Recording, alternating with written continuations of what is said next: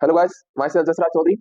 आज अपन स्टडी करने वाले हैं नर्सिंग फाउंडेशन की। ये हमारी फर्स्ट क्लास है नर्सिंग फाउंडेशन की, सेमेस्टर वाइज। और इसमें अपन ये डिस्कशन करेंगे, आपकी थ्योरेटिकल भी कवर करवाएंगे और प्रैक्टिकल और कंपटीशन लेवल से जो क्वेश्चन आएंगे। अपनी सीरीज में सारी इस लेवल से पढ़ाई होगी कि आपको थ्योरेटिकल भी प्रॉब्लम ना आए, प्रैक्टिकल भी प्रॉब्लम ना आए और कंपटीशन लेवल में भी प्रॉब्लम ना आए। अपन इस लेवल से चलेंगे। अब डिपेंड करता है आप किस लेवल से पढ़ रहे हो। हम जिस हिसाब से पढ़ाना चाह रहे हैं वैसे पढ़ोगे तो आप बकायदा उस चीज में माहिर हो जाओगे। वरना आप ऐसा है कि आप सिर्फ ये सोचोगे कि मुझे सिर्फ क्या करना है कि थ्योरेटिकल कवर अप करना है, मुझे पास होना है, वो एक अलग मैटर है। फिर मैं नहीं चाहूंगा कि आप मतलब कि उस चीज पे फोकस करो। प्रायोरिटी में ये रखो कि आप सारी चीजें कवर अप करके चलो। नॉलेज होना जरूरी है। क्या होना जरूरी है? नॉलेज। अगर आप कुछ चीज पढ़ रहे हो, आपको नॉलेज नहीं है, बस आप सिर्फ एग्जाम पास करने के लिए पढ़ रहे हो ना, फिर कोई मतलब नहीं है, वर्थलेस है, कोई मतलब नहीं उसका। अगर आपको अच्छे से पढ़ना है ना, तो फिर उस चीज की मीनिंग पता करके फिर पढ़ो, तब मजा आता है। बिना विदाउट मीनिंग आप रट लोगे, उससे कोई मैथड नहीं निकलता। इसलिए मैं अपना डिस्कशन करने वाले हैं नर्सिंग फाउंडेशन। क्या होती है नर्सिंग फाउंडेशन? आप क्या होती है नर्सिंग? आप जिस प्रोफेशन में आए हो उसके बारे में आपको जानकारी होनी चाहिए। उसकी डेफिनेशन क्या है, मीनिंग क्या है, हिस्ट्री क्या रही है नर्सिंग की, और एटिकेट्स क्या है नर्सिंग प्रोफेशन की।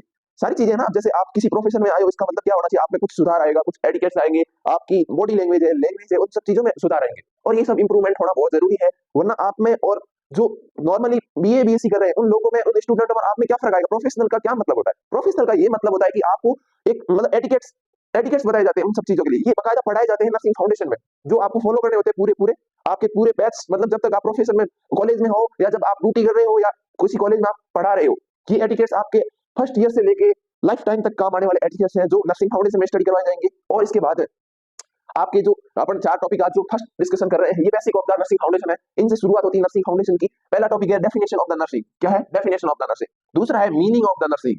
तीसरा है हिस्ट्री ऑफ नर्सिंग। चौथा है प्रोफेशनल एटिकेट्स फॉर नर्स। ये 4 टॉपिक है जिस मेजर टॉपिक मान सकते हैं, जो शुरुआत में ये समझ में आएंगे तभी आपको नर्सिंग फाउंडेशन में आगे बढ़ने में मजा आएगा। विदाउट इसके आप कुछ समझ नहीं पाओगे। तो अपना आज का जो फर्स्ट डिस्कशन करेंगे अपन, definition of nursing.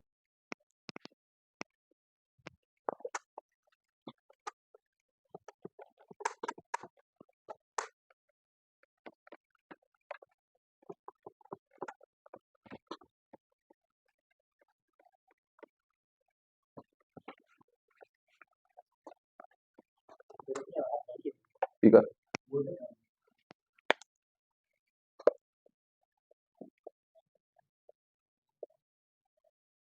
Meaning of nursing.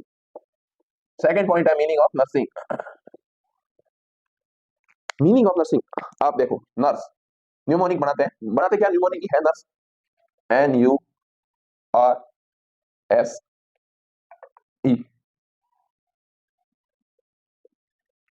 ठीक है, NURSE। नर्स का मतलब क्या होता है? एन का मतलब क्या होता है? एन का मतलब होता है नोबेलिटी। क्या होता है एन का मतलब? नोबेलिटी। यू का मतलब होता है अंडरस्टैंडिंग। आर का मतलब होता है रेस्पॉन्सिबिलिटी। एस का मतलब होता है सिंप्लिसिटी। और ई का मतलब होता है इम्पैथी। चलो लिख लेते हैं। Nobility,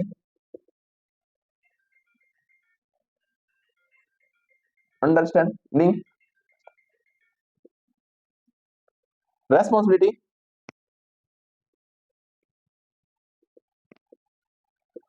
simplicity, empathy. ये 4 meaning of nursing. Nobility, understanding, responsibility, simplicity और इम्पैथी। क्या मीनिंग होता है इन वर्ड्स का? क्या मीनिंग होता है?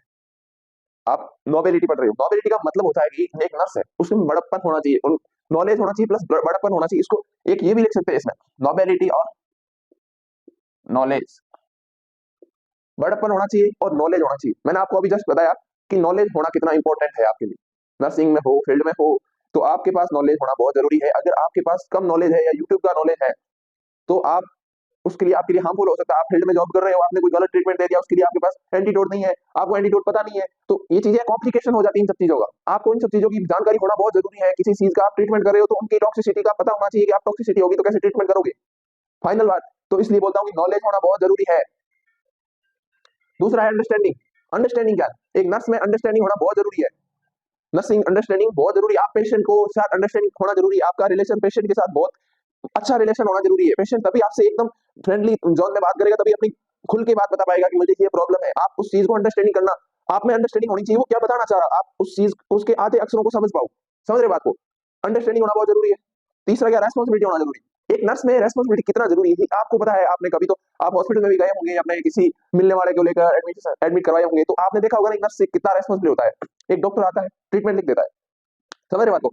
अब क्या बोलता है, नर्स को दे देता है कि ये ट्रीटमेंट है, ऐसे ऐसे इसको ट्रीटमेंट देना है, समझ रहे बात को। अब नर्स क्या करती है, उस ट्रीटमेंट को प्रोवाइड करती है। अब वो ट्रीटमेंट क्या होता है, डॉक्टर मॉर्निंग में राउंड पे आता है, नर्स को पूरे दिन का ट्रीटमेंट लिख के दे जाता है, कौन सा बीडी देना, कौन सा दिन में 2 बार देना, कौन सा दिन में 1 बार देना, कौन सा 3 बार देना, डोज कैलकुलेट करना होता है नर्स को। नर्स अगर इरेस्पॉन्सिबल हो तो उस पेशेंट की जान भी जा सकती है ना। अगर कोई सीवियर पेशेंट है उसके लिए वो ट्रीटमेंट मैंडेटरी है और नर्स वो ट्रीटमेंट भूल जाए, बाय चांस वो अपनी लापरवाही की वजह से बाहर चली जाए, कुछ और कर ले, बाहर चला जाए, तो क्या होगा, पेशेंट के लिए खतरा बढ़ जाएगा। इसलिए नर्स की रेस्पॉन्सिबिलिटी बहुत जरूरी है, नर्स रेस्पॉन्सिबल होना नर्सिंग नर्स का बहुत जरूरी है। ये चौथी नर्स, तीसरा है रेस्पॉन्सिबिलिटी। अब चौथा है सिंप्लिसिटी।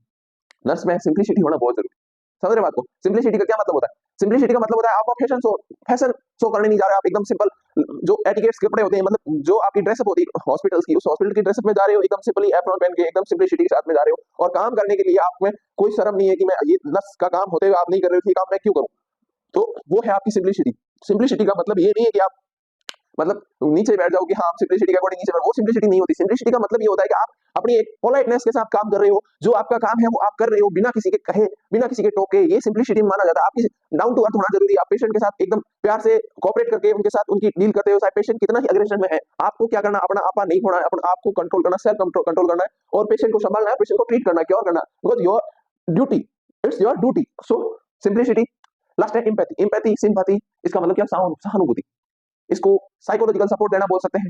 पेशेंट का एक मैंडेटरी वर्क है सिंपैथी देना, एम्पैथी या सिंपैथी देना, साइकोलॉजिकल सपोर्ट देना पेशेंट को, बिकॉज पेशेंट को साइकोलॉजिकल सपोर्ट की बहुत जरूरत होती है when patient admitted in the hospital. जब पेशेंट हॉस्पिटल में एडमिट होता है तब उसको साइकोलॉजिकल सपोर्ट की बहुत जरूरत होती है, बिकॉज पेशेंट सबसे ज्यादा जो हील होता है वो मेंटली थॉट से हील होता है। आप सोचते हो कि नहीं हम मेडिसिन से हील करते हैं, नहीं, बिकॉज अगर मैं आपको बताऊं, आप अगर मेडिसिन ले रहे हो, आप सोचते जाओ कि मेरा कुछ असर नहीं हो रही मेडिसिन, मैं लिख के दे रहा हूँ, उस मेडिसिन का कोई प्रभाव नहीं पड़ेगा आप में। मेंटली आप सोचते जा रहे हो मैं ठीक हो रहा हूँ, मेरे को अच्छा फील हो रहा है, मैं ठीक हूँ, अब स्वस्थ हो रहा हूँ, आप मैं बोल रहा हूँ 2-4 दिन में ठीक होने लगोगे अच्छे से। तो वर्क क्या किया, मेडिसिन या आपकी thinking process, mind, mentality major है यहाँ पे। किसी भी चीज में आप मेंटलिटी को ऊपर रखो, बिकॉज मेंटलिटी आपको कुछ भी करवा सकती है, आपकी मेंटल पावर है, आपके कंट्रोल में है, तब आप खुद के कंट्रोल में हो। इमोशनली आप कंट्रोल होने जरूरी हो बहुत। तो मेन क्या है, आपको पेशेंट को साइकोलॉजिकल सपोर्ट देना होता है। पेशेंट नर्स की ये मेन एक फंक्शन होता है, नर्स की रेस्पॉन्सिबिलिटी मान सकते हो, नर्सिंग मैनेजमेंट में ये फंक्शन मान सकते हो नर्स का। सो meaning of nursing, nobility, understanding, responsibility, simplicity, empathy, चारों word nurse.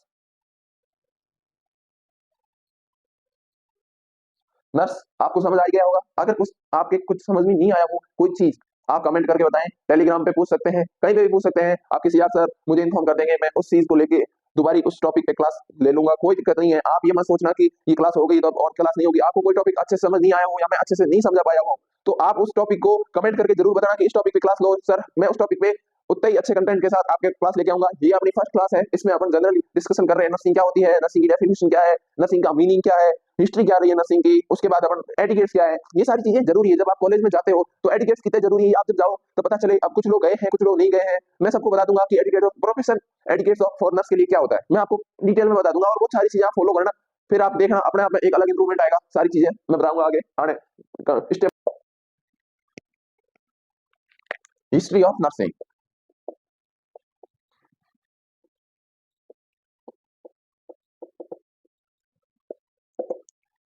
History of nursing क्या होता है। History of nursing, history of nursing में क्या है, देखो हिस्ट्री ऑफ नर्सिंग, हिस्ट्री है नर्सिंग की बहुत सालों पुरानी हिस्ट्री है, तो उस चीज को अपन यहाँ बोर्ड पे लिख नहीं सकते।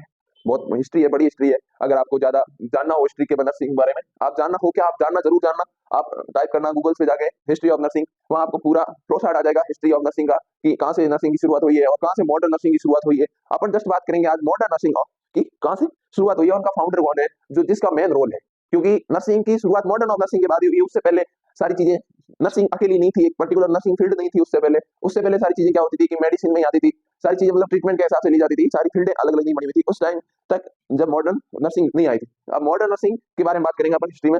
हिस्ट्री ऑफ नर्सिंग में अपन क्या डिस्कशन करेंगे, मॉडर्न नर्सिंग की। तो फाउंडर ऑफ मॉडर्न नर्सिंग कौन है, फ्लोरेंस नाइटिंगेल, जिसके बारे में आपने सुना ही होगा, फ्लोरेंस नाइटिंगेल। नर्स डे है, नर्सिंग डे किसकी मनाते हैं, फ्लोरेंस नाइटिंगेल पे।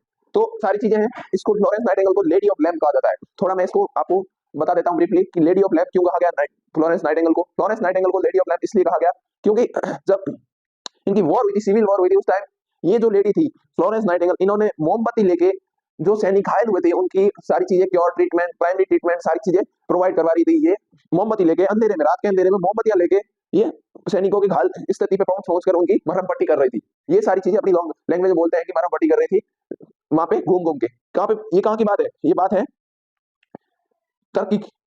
ये बात है टर्की की। फ्लोरेंस नाइटिंगेल टर्की की थी, जो उस टाइम इसको एक नाम से संबोधित किया गया था, लेडी ऑफ लैम्प।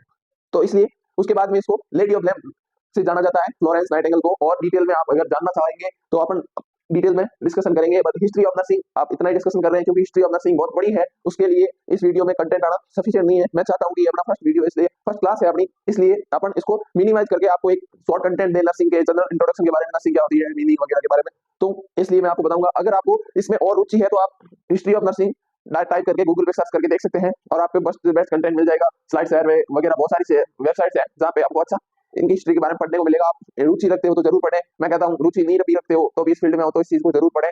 मैं इस वीडियो को लंबा नहीं करूंगा, इसलिए इस टॉपिक को मैं एंड करके फोर्थ टॉपिक शुरू करता हूँ। और अगर आपको जानना हो कि हिस्ट्री ऑफ नर्सिंग क्या है, इसके ऊपर एक वीडियो बनाऊं पूरा, तो कमेंट में बताना। मैं हिस्ट्री ऑफ नर्सिंग के बारे में पूरा वीडियो लेके आ जाऊंगा, आपके लिए पूरी क्लास लेके आऊंगा।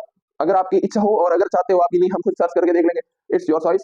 अगर आप चाहते हो तो टाइप कमेंट में लिख देना history of nursing. Thank you. मैं फोर्थ टॉपिक है प्रोफेशनल एटिट्यूड्स फॉर नर्स। ये इंपॉर्टेंट टॉपिक है मेरे अकॉर्डिंग, आपकी लाइफ के लिए, प्रोफेशनल लाइफ के लिए, नर्सिंग लाइफ के लिए। कैसे इंपॉर्टेंट है? इस टॉपिक्स में आपको क्या बताया जा रहा है? आपको बताया जा रहा है कि आपके बात करने का तरीका कैसा होना चाहिए, आपकी बॉडी लैंग्वेज कैसी होनी चाहिए, आपकी लैंग्वेज कैसी होनी चाहिए, आपको किससे कैसे बात करना है। आज तक आप घर में अपनी लोकल लैंग्वेज में सबको तू तड़ाके करते आए होंगे, लेकिन अब आपको क्या करना है? प्रोफेशन में आगे हो तो आपको तरीके से, तमीज से, तहजीब से बात करना है सबसे।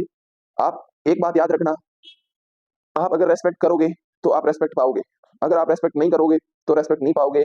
और प्रोफेशन में रेस्पेक्ट सबसे ऊपर होती है, सीनियर हो, जूनियर हो, बेसमेंट हो, कोई भी हो, बात रेस्पेक्टफुली होनी चाहिए, तभी आपको रेस्पेक्ट मिलेगी। इस चीज को ध्यान में रखना। अब अपन बात करते हैं एटिकेट्स ऑफ नर्स क्या होता है। आपने अगर कॉलेज ज्वाइन कर ली है, आपकी क्लासेस शुरू हो गई है, तो मेरे हिसाब से आपको ये पढ़ा दिया गया होगा, बिकॉज नर्सिंग फाउंडेशन की क्लास में ये सारी चीजें फर्स्ट बताई जाती है। क्योंकि आपको पहले ये सब सीखना पड़ता है कि आपको कॉलेज में रहना कैसे है। क्योंकि आपको अगर कॉलेज में रहना नहीं आ रहा, सर्वाइव करना नहीं आ रहा है, तो आप फिर वही है ना, सारी चीजें व्यवस्था भंग होती है कॉलेज की। तो कॉलेज के कभी मैनेजमेंट ये नहीं चाहेगा कि आप कॉलेज की व्यवस्था भंग करो, जैसा कॉलेज में चल रहा है वैसा चलते हुए आए। इसलिए आपको पहले एटिकेट सिखाए जाएंगे कि ये सारी चीजें होनी चाहिए, तो आपके दिमाग में ये सारी चीजें आ जाएगी, ये सारी चीजें हमारे सिलेबस में है, हमको करनी इंपॉर्टेंट है। अब आप सोच रहे होंगे कि ये ऐसे क्वेश्चन एग्जाम में आते हैं, ऑफ कोर्स आते हैं, सब कुछ आता है, कुछ भी ऐसा नहीं, कुछ भी आ सकता है, कहीं से भी आ सकता है। आप क्वेश्चन आए, आंसर आए, उन बेसिस पे मत पढ़ो कभी जिंदगी में। मैं कह रहा हूँ सफल होना है तो इन बेसिस पे पढ़ो मत, वो सफलता बाई प्रोडक्ट है। प्रोसेस पे फोकस करो। क्या फोकस करो? प्रोसेस पे। और ये प्रोसेस के मेन पार्ट है। मैं कह रहा हूँ दुनिया में कोई असफल होना है ना, तो बेसिक कंप्लीट नहीं था उसका, इसलिए वो असफल हुआ है। बेसिक बहुत जरूरी है, कोई भी चीज का वो बेसिक बहुत जरूरी है। डायरेक्ट आप हाई लेवल पे जा ही नहीं सकते, बेसिक क्लियर नहीं है तो जा ही नहीं सकते। अगर जा गए वहां बैठ गए तो वहां आपको हर एक चीज के लिए ये क्या होता है, ये क्या होता है, इनके बारे में आपको पूछना पड़ेगा। तो क्या हो गया कि आपका बेसिक क्लियर नहीं, फिर आप वहां क्या कर रहे हो? आपकी वहां रिक्वायरमेंट नहीं है। आपकी रिक्वायरमेंट तभी होगी जब आपका बेसिक क्लियर हो। पॉइंट पे आते हैं अपन। एपल एटिकेट्स क्या है आपका? ये सारे एटिकेट्स तो बहुत सारे एटिकेट्स है, मैं मेन जो मेन एटिकेट्स है वो आपको डिस्कशन करूंगा यहाँ पे। 10-12 जितने भी मेन एटिकेट्स है, बाकी बहुत सारे एटिकेट्स है जो आप अपनी कॉलेज आओ तब आपको किसी करवाना फंडामेंटल की, वहां से आपको मिल जाएंगे। लेकिन आपको मतलब मैं यहाँ पढ़ा रहा हूँ उस हिसाब से कि ये मेन है और ये याद रखने हैं, मतलब कहीं पे भी ये याद रखना है। एग्जाम बेसिस पे भी, एग्जाम में भी क्वेश्चन आ सकता है, write down the nursing etiquettes for the nurse, short short answer question आ सकता है ऐसे। तो ये सारी चीजें याद रखने के बेसिस पे मैं नहीं बता रहा हूँ जो important. B gentle and polite in your talk. आपको क्या करना है? जेंटलमैन समझते हो?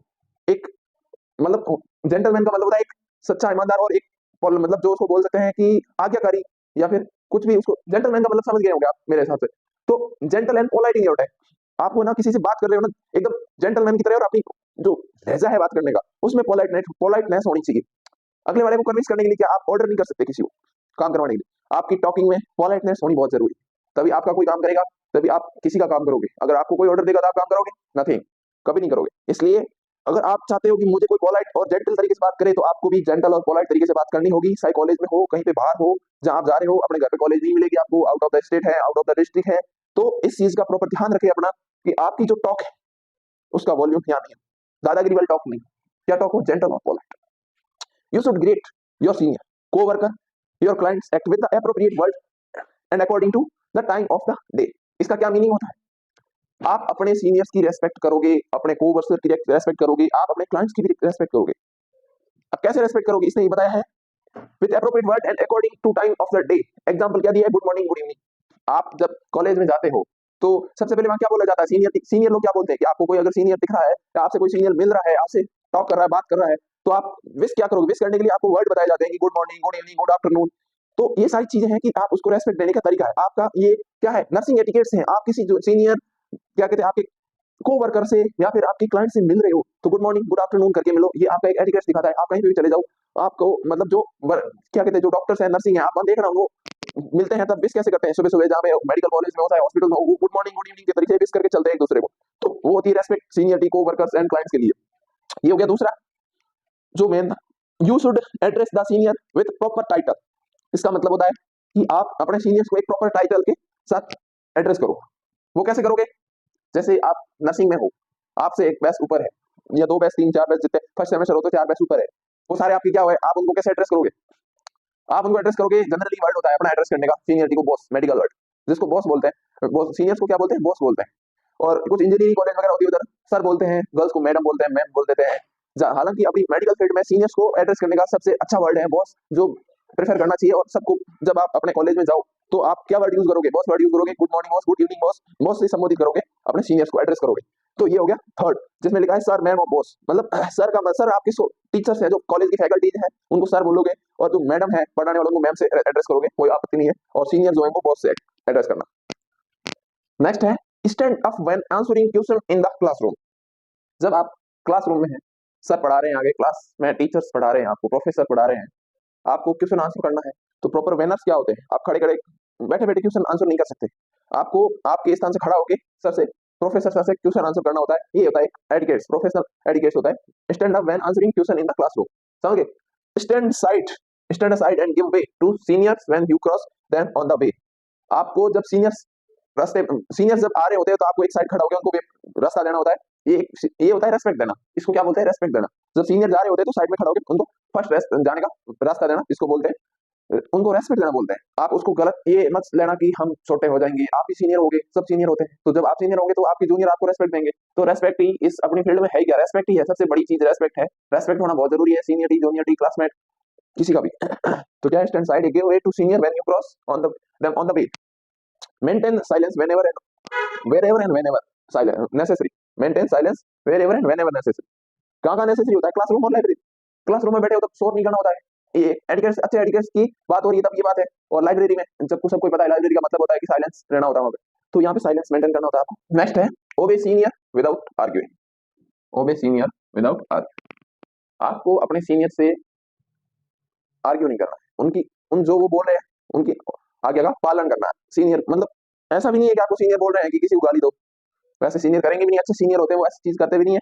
लेकिन कुछ सीनियर होते हैं वो करते हैं तो उनको अवॉइड करो, उनसे अपना मतलब नहीं है। लेकिन जो अच्छे सीनियर होते हैं वो आपको अच्छी चीज के लिए ओबे, मतलब वो ऑर्डर करते हैं तो हो सकता है उस चीज को आप ओबे करो, नॉट विदाउट आर्ग्यूइंग। सब तो ये भी एटिकेट्स में आता है, obey senior without arguing. But आजकल कम करते हैं ये सारी चीजें, मेरा मानना है इट्स नेसेसरी।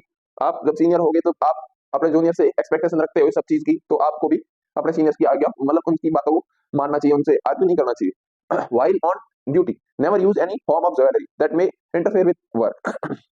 जब आप ड्यूटी पे हो, खासकर ये गर्ल्स के लिए, जब आप ड्यूटी पे हो तो किसी भी टाइप की ज्वेलरी पहन के आप ड्यूटी पे ना जाए, क्योंकि मे बी वो ज्वेलरी आपको आपके वर्क में इंटरफेयर करेगी, कहीं ना कहीं तो करेगी। और अगर नहीं करेगी तो वो आपके इन्फेक्शन स्प्रेड करने में मदद जरूर करेगी। ये बात ध्यान रखना, कभी भी आप ज्वेलरी यू पहन के हॉस्पिटल ड्यूटी ना जाए। एकदम सिंप्लिसिटी, नर्स का मतलब NURS, एस का क्या मतलब था, सिंप्लिसिटी। सिंप्लिसिटी में ये भी आता है कि आपको कोई चीज जो ज्वेलरी है वो सारी वियर करके नहीं जाना है, जनरल एक नॉर्मल ड्रेसअप में जाना है, एक नॉर्मल प्रॉपर और अच्छे से शूज पहन के, जो आप वहां जाके कैप अप कर लो, हेड कैप अप कर लो। Use always gloves when you do surgical work. और ऐसे पेशेंट की केयर कर रहे हो जिसमें कुछ SIV है वगैरह वगैरह, कुछ भी चीजें हैं जो ऐसे हार्मफुल इन्फेक्शन से वो ग्रसित है, तो वहां पे भी वियर डबल ग्लव्स। सो ये नेसेसरी है। तो क्या है, while on duty never use any form of the jewelry that may interfere with work, say thank you when someone is doing favor for you, also someone correct you। ये एक manners में आता है, इसको एक मैनर्स बोल सकते हैं, एटिकेट्स बोल सकते हैं। मैनर्स का क्या मतलब होता है, कोई चीज आपके लिए आपका फेवर कर रहा है, आपके साथ खड़ा है, आपके लिए खड़ा है, तो आप उसको एक प्रॉपर वे में जब आपका काम हो जाए तो आप उसको थैंक यू कि थैंक यू, आपने मेरा फेवर किया, आपने मेरा काम किया, आपने मुझे सही किया, समन करेक्ट यू, आपने मुझे सही किया, आपने मेरा फेवर किया, थैंक यू हो गया। ये एक क्या होता है, ये मैनर्स होते हैं। शुरुआत में मैंने कहा था जेंटल एंड पोलाइट मैनर, ये सब उनका पार्ट्स क्या है, ये सब उनके पार्ट्स है। जेंटल एंड पोलाइट ऐसे ही होता है, जेंटल एंड पोलाइट मैनर्स। किसी ने आपके लिए किया आप क्या अकड़ दिखाओगे? नहीं, थैंक यू, ये संबोधित करने का वर्ड है अच्छे से, अगले वाले को अच्छा लगता है। बी पंक्चुअल ऑलवेज, नर्स का हमेशा पंक्चुअल होना बहुत जरूरी है। आपका ऐसा नहीं है, आपका एक पंक्चुअल ड्यूटी है, आप क्या है, आप responsibility are no and you are responsible है आप, तो रेस्पॉन्सिबल है तो पंक्चुअल होना जरूरी है। क्योंकि अगर रेस्पॉन्सिबिलिटी पूरी करनी तो पंक्चुअलिटी होनी जरूरी है। आपको 2 बजे ड्यूटी करने आना है, 2 बजे ड्यूटी खत्म हो रही है, अगले एक शिफ्ट खत्म हो रही है, दूसरी शिफ्ट में आपकी ड्यूटी है, आप 2 बजे नहीं आके 3 बजे आ रहे हैं, तो वो चीज जो 2 बजे जिस स्टाफ की ड्यूटी थी वो चीजें किसको हैंड ओवर करके जाएंगे?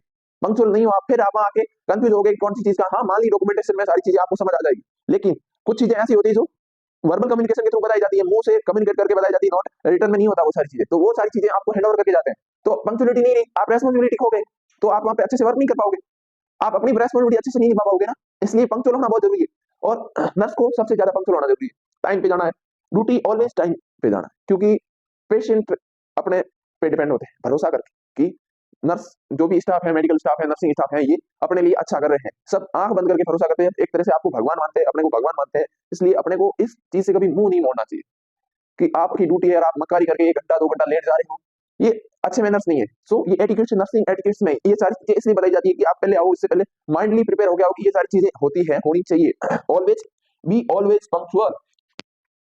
कुछ लोगों के दिमाग में आ रहा होगा, फर्स्ट प्लस क्लास देख रहे होंगे कि यार है तो सब सही, बट इंग्लिश है समझ नहीं आ रही। होता है, कल लाइव सेशन में भी डिस्कशन किया था हम लोगों ने ये सारी चीजें का।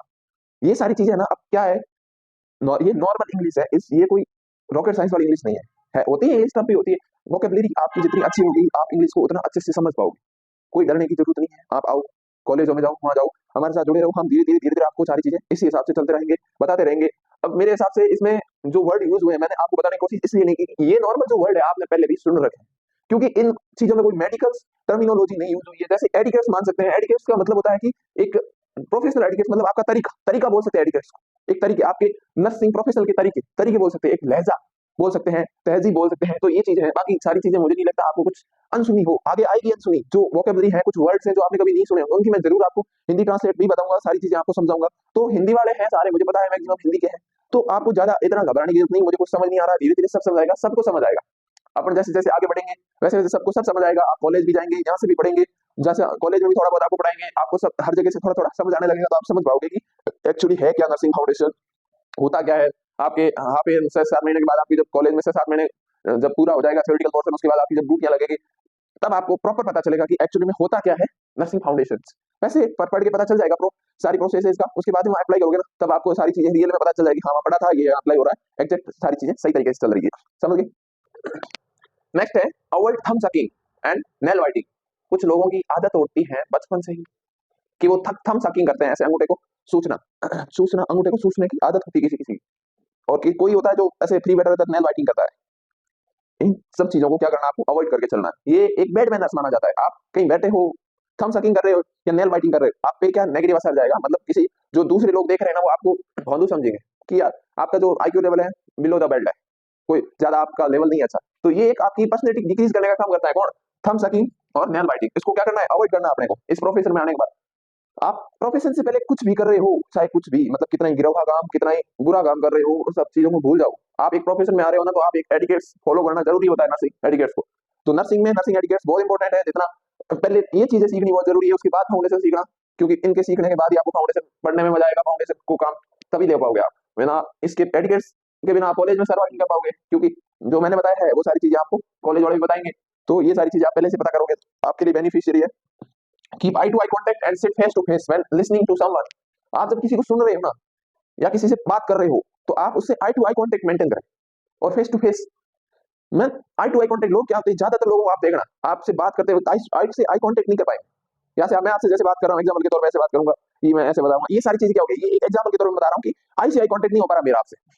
आई से आई कांटेक्ट बहुत जरूरी होता है लोगों से जब बात करो ना। मैं ये यहाँ प्रोफेशन की बात है और अदर बात भी बता रहा हूँ, मेंटली आई कांटेक्ट मिला के, तो अगले वाले इंसान के दिमाग पे आपके सुनने और आप वो बोलेगा ना, तो सोच समझ के बोलेगा कि आप उसका आप पे इफेक्ट पड़ जाएगा इनडायरेक्टली। आप कुछ नहीं भी बोल रहे हो, या आप बोल रहे हो और अगले वाले से आई से आई कांटेक्ट कर रहे हो, तो आपका जब बोलने का जो वजूद है ना, वो जितना आप नीचे आई इधर उधर करके बोलोगे उससे ज्यादा इफेक्ट पड़ेगा आप आई से आई कांटेक्ट करके बात करोगे। तो कभी भी आप किसी से भी बात करो तो आई से आई कांटेक्ट मिला के बात करना, हमेशा किसी भी बात करो, चाहे कितना ही बड़ा इंसान हो या कितना ही छोटा इंसान हो, ये एक बेस्ट हैबिट है, आई से आई कांटेक्ट मिला के बात करना, इसको अवॉइड ना करें। तो क्या करना है आपको, keep eye to eye contact, ठीक है। और क्या है, और आपको ड्रेसिंग मेंटेन करनी है अपनी कॉलेज की, कॉलेज ड्रेसिंग मेंटेन करो, जो आपको कॉलेज ड्रेसिंग कोड वर्ड है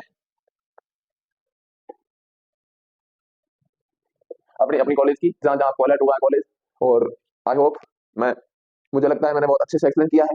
अगर आपको कुछ समझ में नहीं आया हो तो मुझे जरूर बताएं इन चारों टॉपिक्स के बारे में, और अन्यथा अपन कल नेक्स्ट टॉपिक शुरू करेंगे अच्छे से डिटेल में टॉपिक बाय टॉपिक पे, और आपको बताते जाएंगे। और नोट्स का जैसे होगा वैसे आपको सुविधा प्रोवाइड करवा देंगे, कि जैसे यहाँ पे हुआ तो मैं यहाँ से आपको बता दूंगा कि पॉज करके आप यहाँ से लिख सकते हो, और नोट्स की हुई सुविधा तो वैसे हम टेलीग्राम चैनल पे नोट्स प्रोवाइड करवा देंगे। थैंक यू, जय हिंद। चैनल पे आप हमारे चैनल को सब्सक्राइब कर रखा है, बहुत अच्छी बात है। आपने बैच शुरू हो गया है तो इसलिए अपने बैचमेट को, सीनियर्स जूनियर्स सीनियर्स को भी कर सकते हैं, क्योंकि हम सेकंड सेम को भी लेने वाले हैं, थर्ड सेम की भी क्लास लेने वाले हैं। तो इसलिए जितना अपने आपके सहपाठी है उन सबको ये इन सब के बारे में सूचित करें कि यहाँ पे फ्री क्लास है, फ्री पढ़ाएंगे, आपको पूरा कोर्स कवर अप करवाएंगे, और हम आपको क्वेश्चन भी देंगे जो आपके यहाँ थ्योरेटिकल में काम आएंगे और आगे भी काम आएंगे सारी चीजें। तो आप हमारे चैनल को सब्सक्राइब करें और चैनल को सपोर्ट करें, सपोर्ट बनाए रखें। धन्यवाद आपका।